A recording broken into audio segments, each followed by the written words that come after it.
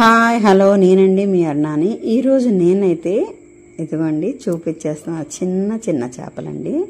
వీటిని చందమామ పరిగెలని కూడా అంటారు, మెత్తళ్ళు అని కూడా అంటారండి. చూడడానికి బాగున్నాయి కానీ చేయడానికైతే చాలాసేపే పట్టింది. ఎట్టకేలకి చేసేసానండి. 2 గంటల సేపు టైం కేటాయించి నీట్గా క్లీన్గా చేసి పక్కన పెట్టుకున్నాను. దీనిలోకి ఉల్లిపాయ, పచ్చిమిరపకాయ, కరివేపాకు, కొత్తిమీర రెడీ చేసుకున్నాను.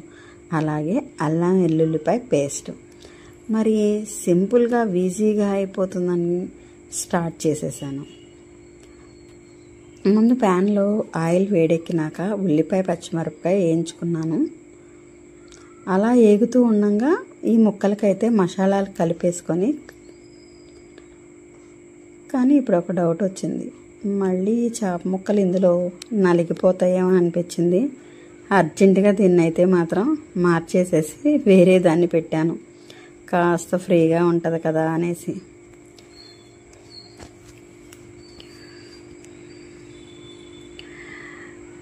ఇదిగోండి, వీటిని కాస్త పెద్ద గిన్నెలోకి వేసుకొని చక్కగా పసుపు, ఉప్పు, కారం, అల్లం వెల్లుల్లిపాయ పేస్ట్, పొడి మసాలా ముక్కలకైతే పట్టించుకున్నానండి.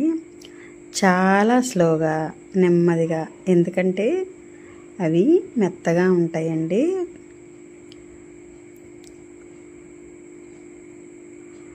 పెద్ద చేపలు కాదు కదా, చిన్న చేపలు కదా, అందుకని.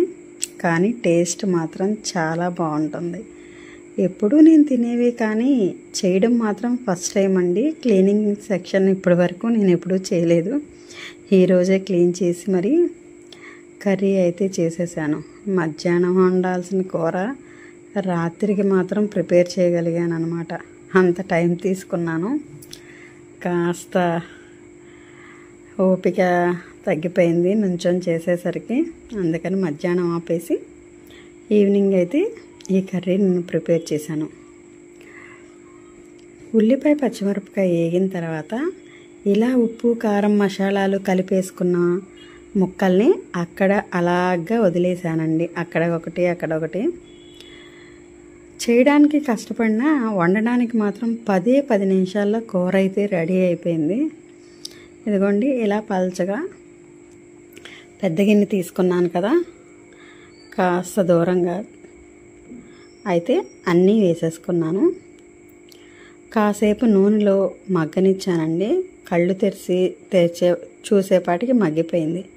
అంటే అంత పల్చగా ఉన్నాయి కదా, చాలా తొందరగా మగ్గిపోయింది.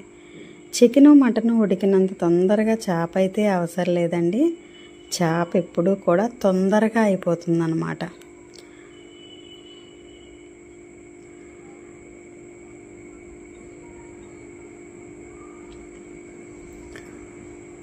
ఇలా కాసేపు ముక్కలను అయితే ఆయిల్లో మగ్గనించాను.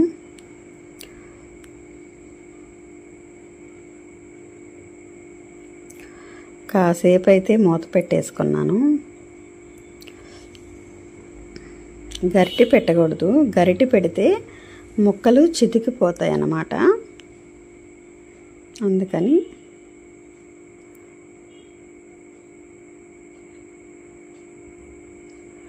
అలాగా అయితే చాలా స్లోగా కదిపాను ఒక్కసారి.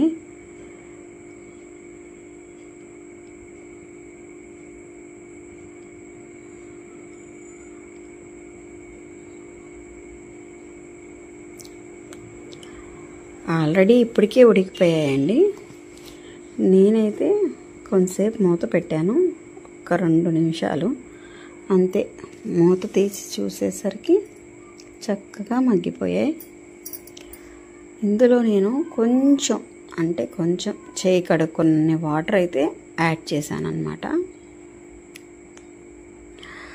కర్రీ అయితే మాత్రం మంచి ఫ్లేవర్తో చాలా టేస్టీగా సూపర్గా ఉంటుంది. అంతేనండి.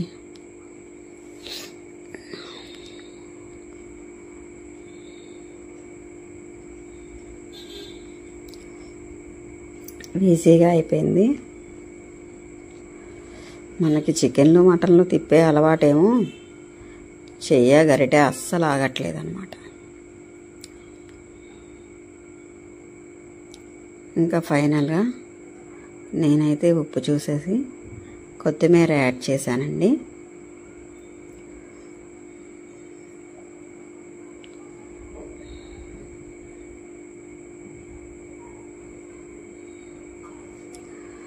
చక్కగా మరి ఒక్క నిమిషంలో మగ్గిపోయింది.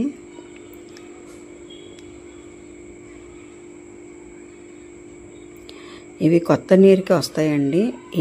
ఈ కాలంలోనే దొరుకుతాయి, అన్నిసార్లు దొరకవు. కూర అయితే రెడీ అయిపోయింది. అదిగోండి, పోసిన వాటర్ మొత్తం ఇంకిపోవాలి, ఆయిల్ పైకి తేలాలన్నమాట.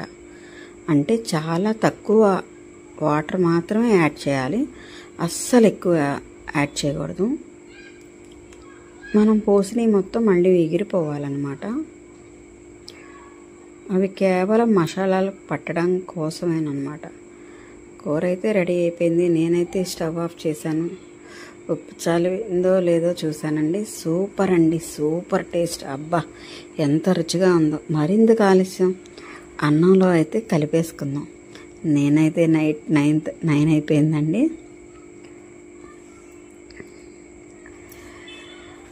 ఇక కొంచెం రైస్లో మాత్రం కర్రీ పెట్టేసుకున్నాను. కర్రీ అయితే మాత్రం సూపర్ అంటే సూపర్గా ఉందండి. చూడడానికే కాదు, తినడానికి కూడా చాలా బాగుంది. వీడియో నచ్చితే లైక్ చేయండి, సబ్స్క్రైబ్ చేయండి, కామెంట్ చేయండి.